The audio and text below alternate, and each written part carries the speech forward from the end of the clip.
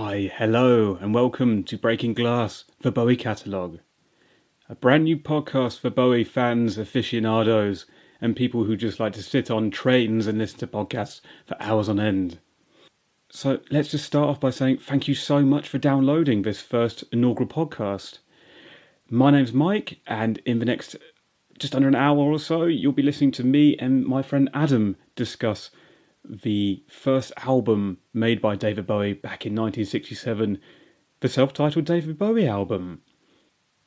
So you might be wondering who the hell I am and who Adam is, and there's no real mystery to it. We're just two guys who met and shared a passion for David Bowie when we met just over a decade ago now. That's scary to think about. And we've spent those last 10, 11, 12 years just sitting in pubs, tavernas, fields, gutters, discussing the ins and outs of probably every single David Bowie album, what we loved about him, what we loved about the music, what effects it had on us as people. And early this year, when the horrible news came in that we had all lost David Bowie to the Great Void, it was a time for us to come back again and rekindle all these old conversations. And we thought, wouldn't a podcast be a great idea to just inflict our opinions on other people? And here we are now, and we start with Breaking Glass episode 1. I mean, 2016's been a real shit year so far. As I record this now, we've only just lost Gary Marshall, the great director, and we've just lost Alan Vega. I mean, it's just crazy. I mean, we lost Prince, we lost Alan Rickman. I mean, at the time Alan Rickman died, I couldn't even fathom that because I was still grieving Bowie. And incidentally, me and Adam probably have a bit of a chat about Alan Vega and his effect on us in the next episode, because since we recorded this, that's when we heard the news. And we have a couple of Alan Vega related stories personally. So that's something to look forward to. But basically, the idea of this podcast is just to sit down, have a muse, have a chat, have a discussion about each David Bowie album in turn, which is why we're beginning with the lesser-known 1967 album. And I'm not going to lie, we're probably not as referential or even that keen on the first album. So you kind of have to bear with us a bit, because being the first episode, we're kind of finding our feet a little bit. And also, we're not, spoiler alert, we're not huge fans of the album, so we kind of tick through the songs a little bit at pace. But I do promise you, come the next episode, we will sound like we know vaguely what we're talking about, and we do actually like the music. So if we could all just treat this as an introduction to the world of Breaking Glass, and we'll just get to know each other. Speaking of which, soon we'll be setting up our Facebook and Twitter and socials, so you can send us messages about the albums we talk about. Send us your favourite songs off the album, your favourite memories of the albums. Send us your general comments about the podcast, whether you think we're right, whether you think we're a couple of dickheads. Probably the latter. But please don't hate mail, because we're both very sensitive souls and we'll likely just shut the whole thing down. And one final bit of admin before we get this podcast started. I do have to apologise about the sound quality on the first episode.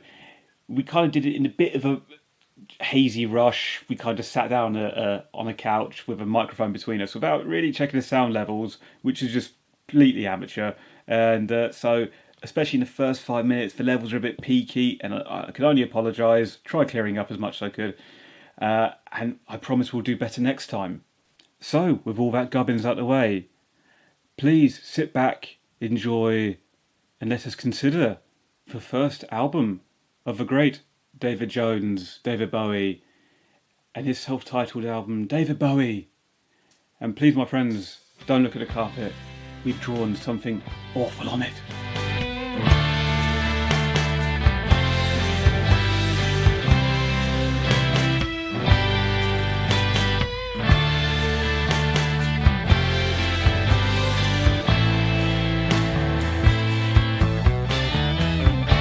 Well, hello everyone. Again, if you're listening, because you just half an hour? Yeah. I think, yep. Giving audio gold. You'll never know. Yeah, it's probably good to have that first run through. Sure, yeah. And I will wasn't... desperately try to make my quips sound spontaneous. Hello, and my name is Mike. Adam. And welcome to Breaking Glass, the Bowie Catalogue, where we will endeavour to go through each David Bowie album one by one, and basically we're just here to, as fans, to discuss, critique, remember, and sometimes chuckle. Ruefully. So ruefully. Most of the chuckling will be done in the first couple of episodes, I imagine. First couple of episodes. Until we get to the 80s. Then you've got the sort of mid to late 80s, and then the chuckling stops forever when Outside arrives. Oh, I look forward to that. And the Tin Machine episodes. That laugh there was exactly the same one as you did when you were telling that story about a guy who just went, Decker. I recognise that which you are speaking about. Yes, a theatre production set in the 60s where a silent audience and then someone was like, oh, I'm just going to put on this new album I got from Decca. And a man who always went, Decca. That's a thing I know of. I remembered that. Everyone, look, I remembered that. Look how cultured I am. So in this navel gazing in the abyss exercise, we are going to work our way through each one of his varied catalogue, starting with some utter nonsense. Now, don't give away the ending. And then working our way through some spellbinding records, some awful records, and then ending on what I think we can agree is like a career high. Yeah, so luckily... Pity he had to die to make it quite so profound. Yeah, well, at least we end on a high, really. Well, I mean, it's not like there's a spoiler, is there? I'm pretty confident everybody knows he's dead. Yes, and at some point we are going to have to talk about Tin Machine albums. Do you know, I still never heard them. There's some good stuff on them. Yeah, you struggled to get your words out there, though, didn't you? You Belong in Rock and Roll is a good song. You know what puts me off is the fact that people like you, people whom I know a lot about the subject, and people I definitely respect in some ways, all go, there's some good stuff. Don't judge before you hear all it. sound like you're hedging your bets, and that puts me off. It's like, it's not all bad, you know. It's not without flaws, I grant, yeah. It's not a masterwork, but it's okay. No one ever said it was supposed to be. It can't all sound like Never Let Me Down.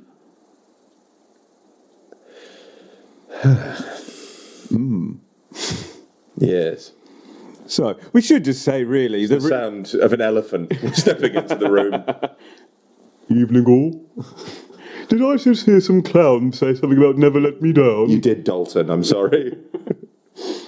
Did you just get to Dalton as in Trumbo from Dumbo? Yeah. I can read you. I just thought Dalton was a great name for an elephant.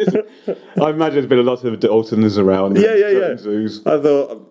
Men who enjoy reading up on communists. A blacklisted screenwriter. Him. So we're imagining an elephant who also had a cigarette holder as well. Yeah. Boy, you're talking about Never Let Me Down. Yeah. I mean, and with strong views on communism and the rights of the individual. Not now as old, and I'm not. I don't need any more pamphlets. Oh, Jesus, no. Yeah, so before Dalton rudely interrupted, I was just going to say the reason we have no real qualifications for doing any of this, other than we love talking about Bowie albums, which we do at great length with each other whenever we hang out. Yeah, we've wasted quite a lot of our lives. And we thought that some other poor souls might want to listen in as well and perhaps comment. Well, if I've learned anything about the world of Bowie fandom, it's that people aren't casual. No. There's not an awful lot of Sunday listeners. Yeah, people get quite intense about it. Yeah. I'm very much looking forward to when we finally get round to setting up an email address or whatever, dealing with a lot of angry people that disagree.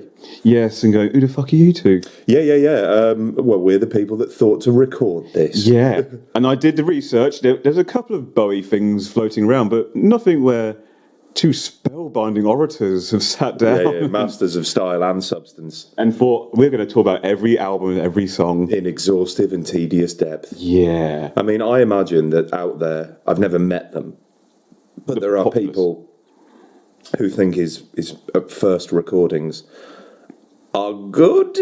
So when you say first recordings, do you mean the old school Conrad's, King Bees? No.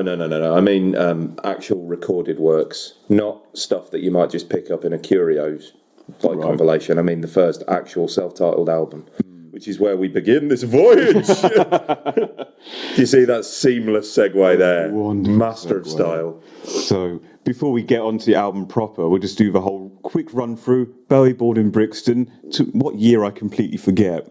An older one. It was an old time. It was a different world. In the long ago. And mother from Kent. Yes. I forget how the rest of that goes. Mother from Kent. She saved all she spent. Dad from Yorkshire. What did I say? Chalkier? It was laboured. It was very laboured, and just crowbarring that in. Well, I mean, because you sounded like you were reciting some of his old lyrics. It was basically just rhyming. The first time you attempted this. Oh yeah, it was mother was from Kent, of Irish descent. Yeah, there we go. That was it. Yeah. Mother was from Kent. Oh, it's probably actually, if we go back and listen to it, it's probably on I guarantee Join it. the Boys or something. Oh, his mother was from Kent. She was of Irish. You have to sound like Uncle Monty when you say that. What do we mean? Join the boys. Join the boys. Oh, men of Princeton. Sensitive crimes in pumps. So Yeah, we like with No Than I. yeah, you might get that. Yeah, not that we're ever students or anything. Bloody students. Yeah. Spending all of your halcyon days drinking beer, watching the cliched films that all students are expected to watch, Yes. and listening to old prog rock albums and rock from the 70s. It was a golden age. It was. It was a golden age. It was a great time to try and find oneself and just conform with all the uni stereotypes. Oh, let's watch Neighbours and laugh about how terrible it is. Oh, God. The thing is, we never spoke like that. No. We hated people. We were that thought like self-hating students as well. that. Yeah. We never liked going to any student activities or stuff. We thought we'd find the oldest man pub we could. Yes, and do this. Yeah. But this time I brought notes. Let's work our way through Diram through Decca. Yes, and David Bowie, the self-titled album, was released on 1st of June 1967 through DRAM. A D-Ram, Ram, Ram. A D-Ram, DRAM Ram. And Rubber Band was the first single It's released. a banger. When, as you said before, when Rubber Band is one of the strongest singles on the album, Rubber Band. You're probably in trouble. Yeah. And before the album itself was actually released, he did bring out The Laughing Gnome, which surprisingly doesn't actually make its way onto the album proper, but you can pick it up on the deluxe editions. If you were so inclined, Yes. there's no reason at all why you should be, or, I mean, frankly, I think, don't most fans just sort of agree that we should probably just pretend it didn't happen? See, the problem with Laughing Gnome, though, it is an earworm. Once you hear it, you will be humming it for the rest of the day. Yeah, but it's the sort of awful...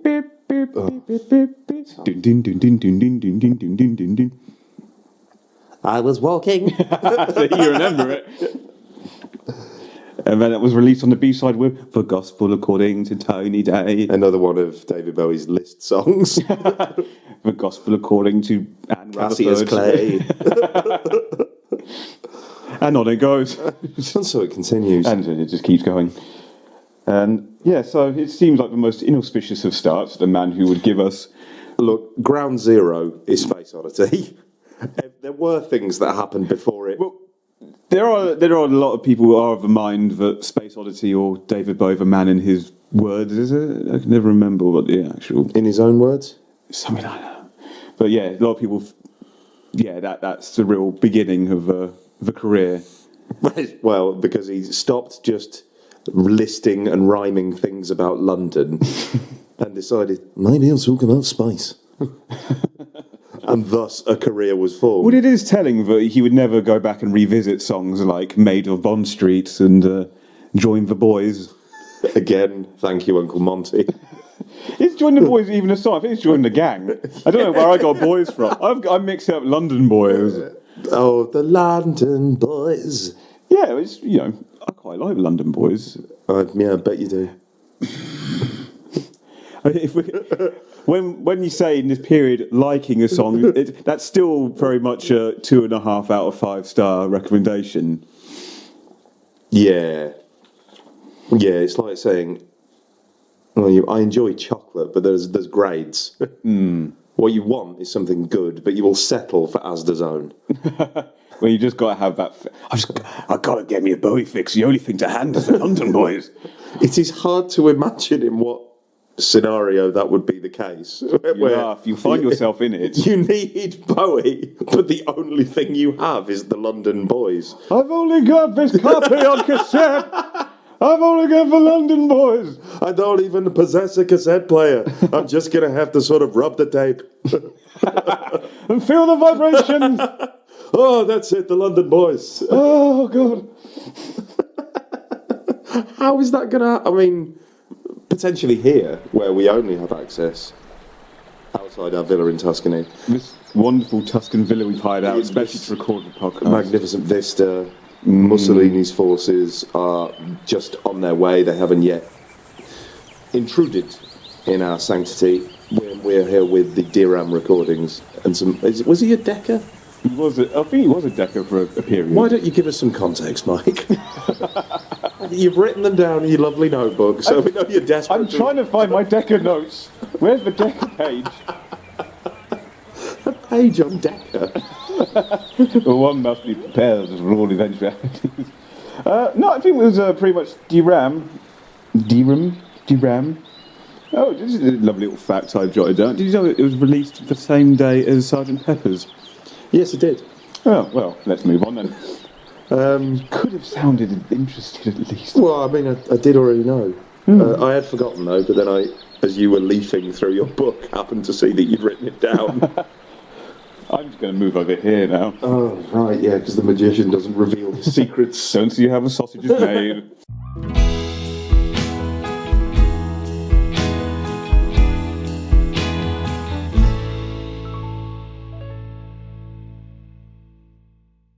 Talk to us then. What have we got? About what now? Where is he? His mother is from Kent, of Irish descent. Mother was from Kent. Yes. Half-brother had profound mental illness. I think it would affect him later on in life, but it was that brother that also introduced him to jazz, and it was from that he picked up his first alto sax. Yes, it was. And I believe, as we've established, father was from Yorkshire. Father was from Yorkshire. And it is believed that a lot of his later themes about mental illness and so on, and the wearing of masks, became as a result of his relationship with his brother. Yes. And that's where Jump They Say would come from as well. Really? Yeah. You see, now that I didn't know. Tell me more. Well, the song Jump They Say is really a discussion about the voices in one's head telling you to do something you shouldn't do. Oh, I always assumed it was about, like, authority. Well, the video made it look like that. Like the military. I don't think I've seen their video. Oh, really? Yeah. Mark Romanek did it. Good for Mark. Yeah, he did 1 hour photo. Give you a bit of thanks. knowledge. No, that makes there sense. There you go. Now, right? Yeah. That's why that was an impressive little fact. 1 hour photo is great. Yeah, great film. Yeah. Yeah. No, yeah, terrific. We should do a podcast on that. We should. Let's go watch 1 hour photo and then come back. And then do a 50-part series on 1 hour photo. Yeah, we're just going to skim over the first album because we all know it's not brilliant. Yeah, so we won't keep you that long, I don't think. Instead, we're going to talk about Robin Williams' greatest dramatic role. Which I think it is, I do as well. I genuinely think he's brilliant in it. And I don't necessarily hold that he was a particularly wonderful actor. How dare you? I know that you're not supposed to say that. I mean, he was all right. You've got Toys. Yes. You've got Hudson of Moscow on the Hudson. I think I made that title up. Patch Adams. Jumanji. You've got Birdcage. Oh, no, that's great. Yeah, I think Birdcage is probably the best. Yeah, I'd forgotten Birdcage. You are right. When you're right, you're right. Well, now that's cleared up, let's go back to the task at hand. You see, I have noticed that so far we've rambled around what we're actually here to do. Is it possible that that's because it's shit? I think we're here really to find the positives here. We don't. We are We are Look, Bowie. the We're all only people Bowie that are going to be fans. listening to this are Our mums. like us. I mean, no, God, no, my mother wouldn't listen to this. It's claptrap. Absolute not a chance. The only thing I've written of mine that she ever read was the Bowie thing, and that was only because she knew I'd had a bit of a cry. Right? She's never going to read anything I write because she doesn't like the style. She thinks I write to make you laugh. Yeah, because I don't really read your stuff. No, I mean, that's the tragedy of it. I give it a cursory glance. I'm just pissing in the wind. Yes, we will join the chorus of people the day he died and writing teary tributes on websites and such. Yeah. I did actually stop halfway through mine and had about a 5-minute sob. I woke up in the morning and I assumed it was some sort of, because it was a guy at work and he posted saying, "Oh, you said about David Bowie." I assumed that was one of his jokes that I customarily don't get. Then you rang me, and considering this was 7:30 in the morning, that's noteworthy. Yeah, that was out of the ordinary. I'd say. At that point I thought, oh crap. Yeah, I'll never forget where I was when I found out the news, because my blessed girlfriend knocked very quietly on the door whilst I was taking care of morning activities. Your ablutions. Yes, and quietly said through the door, "David Bowie's died." So, what? I'm doing my morning ablutions.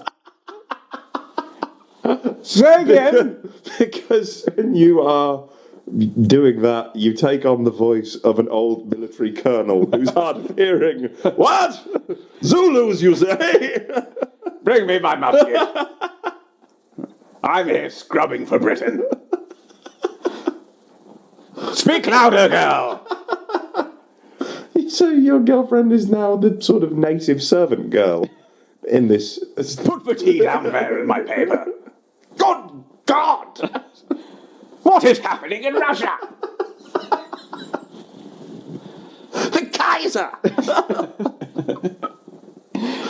Yeah, so you were doing that. Yeah, so I was taking care of business over in the continent, and so very quietly heard through the door. And so I quickly took to the social medias, and So as you strode out onto the veranda in your pith helmet with your elephant gun, with nothing but a towel and gun in hand, desperate to frighten the natives. So you've taken care of business. I've taken care of business. I've come out to do a bit of research myself and discovered this terrible news is true. Yeah. And then did what anyone else in the situation did in that day, which is I took to Facebook to voice my grief. And then quickly wrote a tribute piece for a magazine. Well, what magazine is that, Michael? It's funny you should ask, Adam, because that magazine is in fact our sponsor of this podcast. Yes, it's the first podcast, but we already have a sponsor, and it's vulturehound.com. Vulturehound brings you the best in the latest online music, film, TV, wrestling, and arts and design reviews, with some of the finest feature pieces this side of the Mississippi and back again. Vulturehound is a one-stop shop for the best in news, reviews and features on all things media. It's vulturehound.com. That's vulturehound.com. Yes. Now, to business.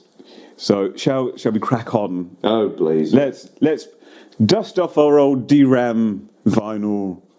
Let's hit the nail on the vinyl. Needle. I was searching for the word needle then. Yeah. That's terrifying. That's the Alzheimer's kicking in. Needles, yeah. Needles! That's right, like Mark Lester gave you that talk on. Mark Lester. What's happened to him since Michael Jackson wasn't in the news? Well, he tried to put Michael Jackson back in the news by claiming that he, Mark Lester, star of Oliver, had in fact secretly, clandestinely fathered Jackson's children. Yes, that'll do. That'll get me Yeah, in. that's real classy. Real classy. And suddenly all the morning shows were clamouring for Lester again. Like lambs to the slaughter, they come to Leicester. So let's crack on then with I don't want to dwell on Leicester. the place or the man. I mean, I've never been to the place. I understand they've had a good year. Population the size of Iceland. Iceland, apparently, I've heard, yeah. In what will be an oft-repeated quote. What else? Oh, yeah. They've got a dead king there, haven't they? In the car park. Yeah, you got the king in the car park, yeah. So Richard III comes back. So Mark Lester's got a king in his car park. Richard III is rested from his grave, and they win the football. And those two events are presumably connected. Because what a rallying cry for a populace. And when they reburied him in the... Back in the car park. Back you go, Richard. Time's time. I mean, they've done it nice. They've put a little plaque on it and everything. But when they reburied him last year, I think it was the day before Dear Cilla Black was laid to rest. Yeah. And in my head, the TV coverage of that is mixed. So you have historians speaking of the great social importance of Cilla Black. Yep. And then you've got Christopher Biggins talking about Richard III being a tyrant. I mean, hearing David Starkey express such grief over Cilla Black's passing. She was the nation's darling. Can't go, sweetheart, can you? That's been taken. Nation's sweetheart, that's not up for grabs. No. It's like National Treasure, Stephen Fry. The two things are connected. We can't have that many of them now. No, otherwise it loses all meaning. Yes, it's almost like people throw those things around, like the word genius. The genius of Daniela Westbrook. Daniela Westbrook? Yes. Of all the names, that's genius. Yeah, well, again, so many people haven't understood her true. She's never far from motivations. Daniela Westbrook. Why? Is that a question for her? Yes. Why, Daniela? Well, I mean, because you want a truly first-class mind to answer the question. Why? My question to you, Michael, is why Daniela Westbrook of all others? Seemed like a cursory name to throw in and make a pun.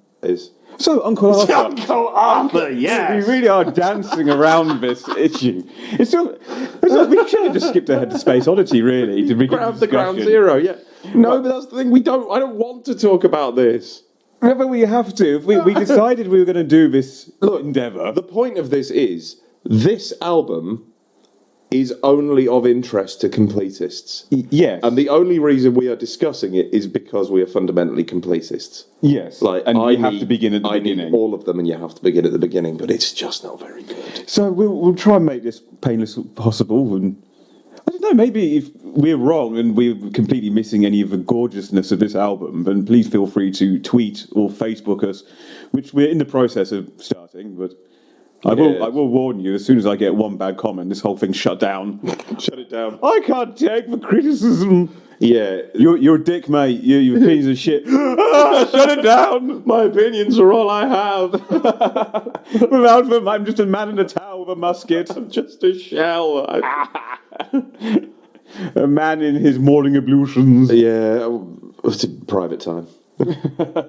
So, I mean, if you disagree, as I'm sure you will, then feel free to let us know. But do remember, it's just an opinion. It's a life. Right, Uncle Arthur, do it. Track 1. So, it kind of starts off kicking with medieval-sounding trumpets, which just screams modern 60s production methods. Yeah. It reminds me of... you know, Shatner's The Transformed Man. You know, the beginning of Henry V. Yeah. King Henry's been at war with the French for some time. It's a strange situation to be in when someone holds David Bowie's self-titled album or William Shatner's The Transformed Man. In my head, they are companion pieces. And I would go 100% William Shatner every time. Yep. Well, at least you could have a laugh. Yeah, and nowadays he'd join you in the giggle. He would. Not so much back then. I don't think he'd maybe remember the fact that you'd had that conversation. Who are you again? So, yes, the Uncle Arthur lyrics, well... It's a list. It's a list. A lot of the songs seem to be like Gospel According to Tony Day. The list. It's just... it's just listing a man's day. Things I've seen in London. Yeah, it's not exactly Matthew and Son by Cat Stevens. And that's the high water mark. Up at 8, you can't be late. Matthew and Son, he won't wait. You know what you're doing there?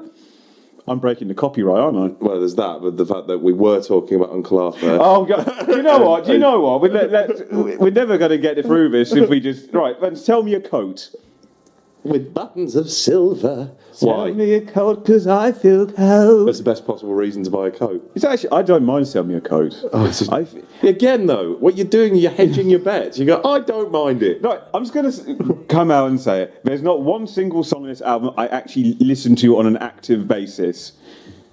It's probably the only album of his I don't have any of the songs on my generic device. No, that's fair. I did have them on... Well, it's an iPhone, isn't it? Yeah. I did have them on that, but... you know when you put them on, going, yes, because I will listen to all of it, and I will find worth. I didn't. I skipped them. I skipped them and went back to pin-ups. Spent many years trying to find... I'll just listen to Rosalind again. Hey, Rosalind. That's a great tune. Yeah, that's a absolute. I look forward to getting to pin-ups. Yeah. I look forward to the 70s. Oh, they seem so far away right now. Don't they, though? Oh. We haven't even got to ground zero. So, right, Rubber Band. That's quite good. I just want to say about Sell Me a Coat. Oh, yeah, let's get back to that. It does open up the theme, I think, of an album of a man with a social conscience. Uh-huh. And it's the first kind of song... I can't remember what the punchline of Uncle Arthur is, but it's the first of... Yeah, because songs need a punchline, don't they? Yeah, well, they did back then, apparently. Sell Me a Coat kind of is the first of what happens to be kind of a depressing theme song, which becomes an overall theme of the album, is when you listen to the actual song content... Listen to you desperately reaching. It sounds... They're all pretty dour songs, all put to jaunty music. It's not a feel-good album when you actually listen to the lyrics proper. Right, okay. And Sell Me a Coat's the first song that kind of brings this theme in. Yeah. It's not hardly Dickensian realism, though, is it? No. I feel cold. I made a note of a line. Jack Frost ain't so cool. Oh, my God. Jesus Christ. I mean, people, I think, search for profundity in Bowie lyrics. And sometimes they're just noises. It's like devoid of meaning. It's like, how many times does he rhyme space with face throughout his career? It's lots. Sometimes they don't mean anything. I'm going to refer you to Moon Age Daydream. He's an alligator. Yes. And he's a mama papa coming for you. No! Not for mama or papa. Yeah. There's a space invader. He's also a rock and rolling bitch. Also for you, yeah. Sometimes they don't mean anything. Like, sell me a coat because I feel cold. Again, it's just a list of tasks. It's a request, really. Wash up the pan because it needs doing. Put it in soak. Right, now let's move on to Rubber Band. Yeah. I just got written here, bloody trombones. Bloody trombones. Who produced these? I can't remember. Oh, the album? Yeah. I know Gus Dudgeon engineered it. Big Gus. Because he went on to do lots of work with Elton John. I forget who produced it. For which we thank him. Yes, thank you, Gus. May he rest in peace. Self-produced? I doubt he knew his way around I mean, thank God for Tony Visconti, really, who he met and then went, yeah, David, the trumpets. There's too many trumpets, I've David. taken them off, Dave. There was a preponderance of trombone on your last album, David. I just, I was listening to it and I thought, trumpets, they're spoiling it a little. So I mean, there's such important lyrics to be found there, David. Dave, I hope you... Oh, yeah, and I've just written down the last line of the song, which is, I hope you break your baton. Which he's saying to the man conducting the trombones. See? He had a punchline. Because every song had to be whimsical. God. Mm-hmm. He was trying to be Tiny Tim, wasn't he? Pretty much. He thought that's where the money was. He was definitely going for that... music hall vibe. Music hall, vaudevillian, Tommy Steele thing. I was going to say, Tommy Steele is still alive. I know, and he looks pretty bloody and good he's for his still age. working. And he's still going around telling lovely anecdotes about the time I met Elvis. Yeah. Apparently he's a terrible bastard to work for. Really? I hope I never... I mean, I don't think... well, you don't get to where you are. If How you're is Tommy your Steele. career on the West End going? Difficult to conduct from here in Tuscany. Well, I must get on the 14:15 back to Napoli. Well, the old man does make the trains run on time, doesn't he? Oh, great. So, yeah, I think we should just keep rocketing along at pace so we can... What's next? Love You Till Tuesday. Was sung to the tune of London by Tata, it seems. London by Tata. Comment on the transient natures of modern relationships. What is it? Other than laden with trumpets. No, it's trumpet free, this one, I think. Blessedly trumpetless. It's mostly guitar on this one, but he does have quite an on it. As he does on most of the album. Well, he's Anthony Newley. He goes ultra newly on this one. Anthony Newley famously didn't like him. Which, given that David was stealing his entire shtick. A bit like Gary Newman would then do to Bowie. Well, Bowie saw that he was. I'm quite in favour of Gary Newman. I'm broadly in favour. I mean, obviously, Bowie's original riposte, Stop Fucking Bugging Me Off, was later replaced by, was it Ashes to Ashes? I think it's Teenage Wildlife. Teenage Wildlife, yeah. Same old thing in brand new drag. Yeah. Oh, God, I wish we could talk about that album today. But instead... We're going to continue to talk about Love You Till Tuesday. No, we've done it. No trumpets. I just want to say, it sounds like an Andy Williams song as well. What an endorsement. Yep. And then on to There Is a Happy Land. Seems like the first song that's actually put a bit more thought into the lyrics. Really? Yeah. Key examples include? I didn't make any notes on that. Well, again, another strong endorsement. It goes along with the theme of the dark lyrics and the happy content. I haven't done any research, but I've got an opinion on it nevertheless. Yeah, it's definitely much more profound. Yeah, which ones? Oh, all of them. Oh, you listen to it for yourself. Such profundity. And a preponderance of the trombone. Ah, the trombone. Is that back? There is horns to be had. Good. Well, let's just go on to We Are Hungry Men then. You're going to tell me this is about the working poor of London again, aren't you? Yeah, and it also has early shades of things like Saviour Machine and We Are the Dead in it. Oh, I wish we were talking about those. Oh, God, how I yearn for the day we can discuss Saviour Machine. Oh, I may kill you all. That's great. Yeah.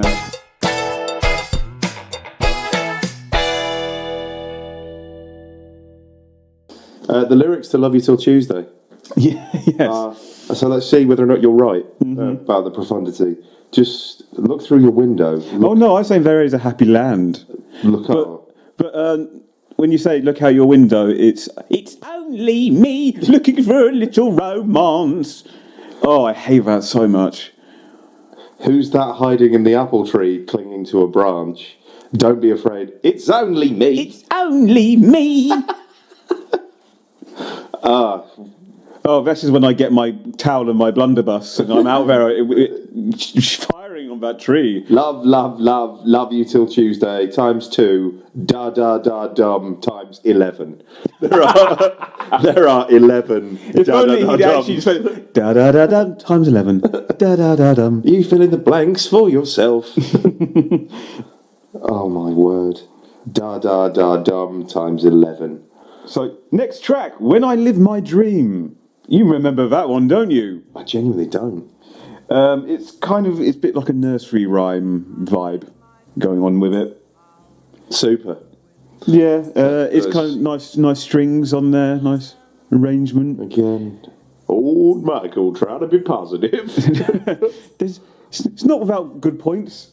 Yeah. Oh, let's just go straight ahead to The Little Bombardier. I like that one. Is this one that gets in your head? Yeah, I can't remember how it goes now. The Little Bombardier. Oh, yeah. It's kind of like almost like a little waltzy thing. Yeah. I'll say this for the album, it's definitely got different styles on it. Yes, it's almost as though he couldn't make his mind up, isn't it? Yeah. You got vaudevillian, then you got folky, then you got waltzy. And folky vaudevillian. Then just talking. And puns. Oh, so many puns. Oh yeah, my other just note on Little Bombardier is a song about a nonce? Question mark.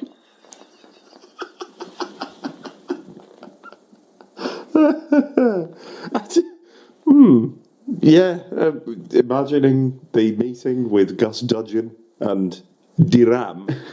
Gus, I've got a song about a I've nonce. written a song about a nonce. The Little Bombardier.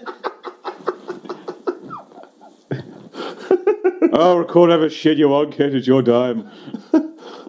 I got this. There's no kid, David Jones, David Bowie, whatever the hell he's calling him. He's got a dynamite number about a nonce. This kid's gonna go far. I've lost every penny I've ever made. Right, so Little Bombardier, potentially nonce-based. Yes, and that's about it. I do promise in later episodes we will actually go into more length about songs that... I couldn't bring myself to listen to it. Well, you could have done just for the research. I've made my mind up. Well, there's no point changing. I mean, I'm open to discussion. I mean, I find you spellbinding company, but I'm not going to put myself out. Oh, listen, that trap. Right, then we're going to move on to Silly Boy Blue. Oh, yeah. I don't mind this song. It's actually not a bad song. Once again, another resounding endorsement. I feel like I'm saying that a few times here. Yes, I think you are. Because I think you're reaching every single song you've got. Yes, that'll do. It's not too bad. Well done, David. That's not too bad. It's not a complete catastrophe, is it? It's not a complete catastrophe. I mean, But it's also another song that's a downer. It's about basically a little boy doing everything wrong in life. Right.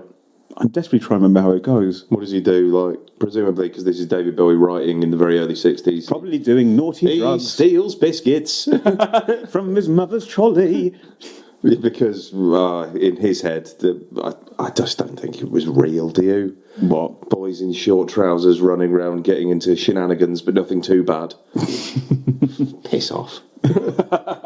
Oh, there's no harm in it. Boys will be boys. Boys will be boys. Oh. Stealing apples from the orchard. And then we move on to Come and Buy My Toys. More noncery? Or? It's more folky in nature, this one. Okay. I also noted here that by now, my God, I cannot stand his voice anymore. Yeah, he doesn't do himself any great favours, I think. No. I don't know why he was so enamoured with Anthony Newley, but I suppose that... Oh, God, then we come on to Join the Gang. Join the boys. The boys, the gang, they're all there. John T, Brian. John T, yeah. Right, so what happens here? There's lots of things happen. There's I know he implores us to join the gang. I think, is it Johnny plays a zither? So he's listing things that the boys do. Yes, it's very... Come and join the gang and take place in our and structured play their activities. games. Like It's lots of things. Risk.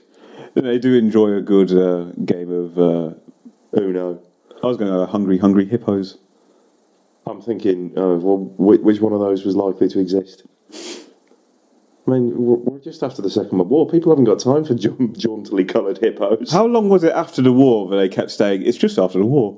50 years. Oh, okay, yes. That's the cut-off. Yeah, join the gang. Lots of stuff happens in it.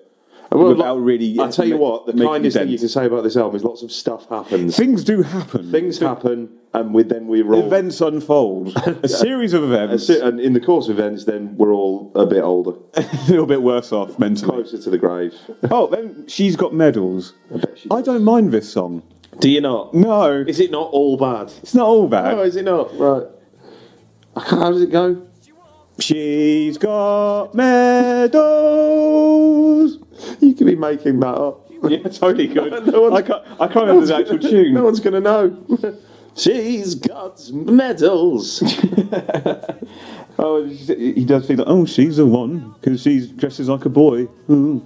Oh, Well, It's his first foray into gender bendering. gender bendery. Gender bendery. Notable for that then. Yeah, it's probably the most interesting historically song on the album. Soldier that's wearing, a pair of nylons under their strides. Oh, yeah. Fair enough. Yep, there you go. Don't ask, don't tell. We found a positive. Then Maid of Bond Street, to which I just put... A song about somebody in London. Another song around London. So you can say that for the album. It's got songs. He's got songs on this, by gum. By Jingo. Oh, by Jingo. Starving for me gravy. Yeah. Oh, And then, to end this opus, we have Please Mr. Gravedigger. About a fella in London.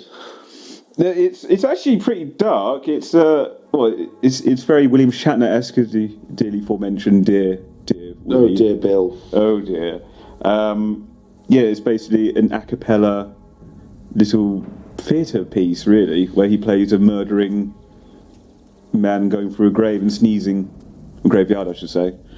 A vignette. A vignette, if you will. And I will, lots of thank you. sound effects being used to conjure up a dark, stormy day. Unlike this beautiful Tuscan vista we have here. Yes. The point at which in his career people told him to steer clear of the jokes. It's like, all right, I'll go do Please Mr. Gravedigger instead, man. All sound effects. Yeah, I'm glad this is... Although, I'm surprised he never did just a standalone side project album where it was just him doing little art pieces. Little spoken word pieces. Yeah. And the crypt door opened. Like so. Oh no, it's been snowing. You all right, mate? Mr. Gravedigger. Just a toss. I don't know.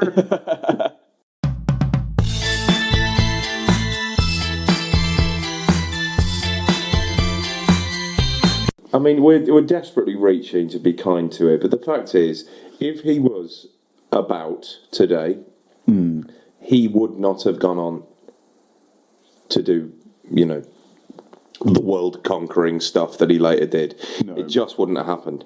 No. Based on this album, he is lucky. I mean, I don't know why Diram continued to show such faith in him. Well, they did drop him shortly after the release, and after the singles he'd also released all flopped. Laughing Gnome shockingly wasn't a hit until it was re-released in the 70s, where it became a minor hit. I did not know that. It was released around 71. No, I knew it had been re-released. I just assumed it. I think that's the problem. I assumed that it had been a hit in the 60s. No, it pretty much went without because it's awful and people are stupid. Yeah, it only popped up afterwards just as a novelty, and people go, Bowie's doing a silly song. Yeah, but it also did take him 2 years to actually... But it did take him 2 years to then get Space Oddity off the ground. Just because he couldn't find anyone who wanted to give him money. Was that a pun? It actually wasn't, but as I just said it, I was like, I'll take that, yeah. Oh, that's cracking radio. Oh, yeah. Oh, radio. Right, yeah, but Space Odyssey at Ground Zero is... I mean, even it doesn't fit in with the rest of the album that it's on. Yeah, it doesn't. I think because he wrote it long before he wrote the rest of the album. I think he actually wrote it more around this time. It's a cash in, isn't it? Yeah. You're going to space. I mean, the best songs he actually wrote around this period aren't even on the album, because he did Karma Man and In the Heat of the Morning, which are two songs I genuinely really like. Yeah, they're not bad. And they're not on the album, but they were made around the same period. Showing a lack of judgment. Yes. So, is this the point that Tony DeFries inserts his insidious fingers into his career? Well, it's the Kenneth Pitt era. Oh, okay. Yes, but he inserted his fingers into many pies. So there was a period of insertion. When does DeFries emerge? I forget offhand. I've not done the research, lad. You've done the reading for this particular seminar. Yeah, I'm just wondering when he signs with Main Man. And because, again, I'm wondering is it post-Space Oddity? I imagine what... Because on the strength of this album, which is my train of thought, why would you hire him? Why would you sign It would have to be guy? because of Space Oddity. Well, what he had to do after this was, because no one would touch him, he actually went and made a film of him performing some of these songs and doing his mime work to them. And on that film, there's an Tuesday, I believe. Yeah, that's what they released it as later on. And on that, there is an early version of Space Oddity on that. It was released in like 1984. Yeah, I remember watching it years ago, and there's an odd one where he's like plays a child, and there's masks and too much mime. I think Lindsay Kemp's in that as well. Party tossery. Yes, it's artistic douchebaggery of a highest order. I'm going to wear some silly trousers. Mime is the gentlest, I think, of all the arts. Oh, it's poor, isn't it? I'm not sure who can really say well. who is a true fan of the medium of mime. Yeah, well, you mean who can actually come I out? fucking love me a good mime. Come out and say, Friday night, I'm going to go and see this cracking up-and-coming mime. Jeez, 2 years from now, he's going to own the mime scene. He mimes up a storm, he does, this Why lad. don't you come along, mate? You want to get on the ground floor, see him before everybody's seen him. Melvin the Mime, they call He's him. going to be one of those Saturday night variety mimes. When he gets the ITV dollar. Right. I think that brings us to the conclusion of this very sorry, poor beginning to what I hope is a lasting and fruitful podcast endeavour. Yeah, well, I mean, quite frankly... We've got over the worst of it. Because we're over the hump. Because his career is now in the ascendant. Now we're off to the races. Yeah, now we've got ourselves a barn dance. now we can work with something. Yeah, now there's something actually worthy of some discussion. or even not discussion. Something worthy of actually being listened to and enjoyed. And making it sound like we actually like Bowie songs. Yeah, I'm looking forward to listening to it again. Letter to Hermione, I thought was beautiful when I first heard it. Oh yeah, and I still love Signet Committee and Memory of a Free Festival too. So what we've established here is we like the next one. Yes, we're going to talk good things about the next one, probably talk with as though we know vaguely what we talk about, rather than looking at notes going, she's got medals, isn't bad. However, if you are listening to this, it's safe to assume that you are, like us, men or women of strong opinions on Bowie. I would imagine that you agree with us. Yeah, to be honest. I mean, I've met several... And we're all friends here. And the warm, encompassing embrace of David Bowie. But I don't know anybody that has got a kind word to say about this album. No. And I know a lot of Bowie heads. Yeah. So... It doesn't live well in the memory, does it? No, so if you listen to this and you would like to tune in next time, we will of course be listening to Ground Zero, Space Oddity, David Bowie, the man in his music, which I can never remember what that is. Well, the canon now, it's often just referred to as Space Oddity. Mm. Like in the reissues, which, to be honest, is kind of where I started buying when I was about 17. I always knew it as Space Oddity. It was only when I went and did some reading that I found out that wasn't actually the case. Much like I thought the Laughing Gnome was on the album that we've just trudged miserably through. Only on the expanded versions and deluxe editions. I didn't realise that what I had was so deluxe. It didn't feel deluxe. It just felt... the last version I brought out was 2.5 hours of this period of music. Hours of new impressions. When only 6 minutes of that is made up by Karma Man and In the Heat of the Morning. 2.5 hours? I listened to the whole thing the other day. Why? There's like 3 versions of Love You Till Tuesday on it. Oh, that's what the listening public need. 3 versions of that. Yeah. It's got dee-doo-da-dum 11 times. Da-da-da-dum, da-da-da-dum. 2.5 hours. Yes. I could understand that if it was low. Oh, God, that'd be fantastic. That'd be great. Oh, I listen to that forever. I could get so much pottering around the house done if I didn't have to go and change that record. Right. Well, I feel now we must... Dusk is falling on us, beautiful vista. Yeah, the shepherdess is moving her flock. She's beckoning flock. over with her favours of cottage cheese. She's bringing to our... and trying to spoil this lovely barbecue we've been having. It's just not going to work, is it? So, you pass the Chianti, I'll crack open a Heineken. And You know Chianti's wine? Yeah. You're going to pour it in your Heineken? no, the wine's for you, dear boy. Oh, splendid. Thank Yeah, you. but I'm not a toff. I'm, as you can clearly tell, a man of working class. Yeah. You're Upbringing. You're a real man of the people. Yes. Yeah. Viva la France. Go and get in the van. Get in the van. Go and get in the van now. And we will be back, hopefully soon, with a second of these. Exercises in narcissism. Let's go with that, yeah. So Right. thank you very Join much. us next time when we will gaze at our navels. Navels will be looked upon with great tragedy. But the overall tone will probably be slightly more jaunty. Yeah, we'll because- probably be in better spirits and sound like we're slightly infused. Well, about it this sounds whole like we thing. actually like the man that we've chosen to direct this exercise towards. Yes, so we hope to join you again soon, and thank you very much for listening to the first of many Breaking Glass, the Bowie Catalogue. Farewell. Why did I wave? Nobody You're an absolute prick.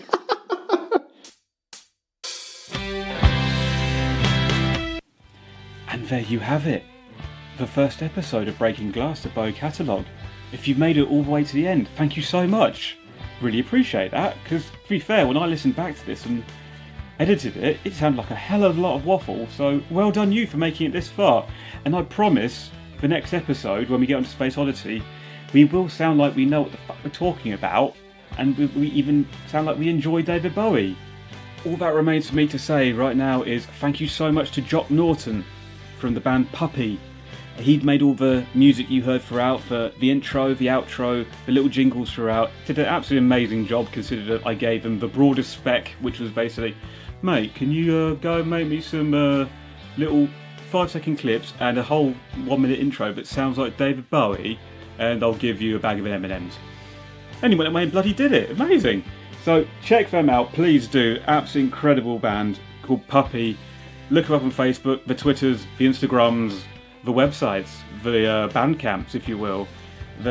You would not be disappointed. Amazing riffs, amazing vocals, amazing lyrics. Absolute band to watch. So thank you to Jock, and thank you so much for sticking with us on this first episode. Please join us next time for Breaking Glass, the Bowie Catalogue. Hurrah!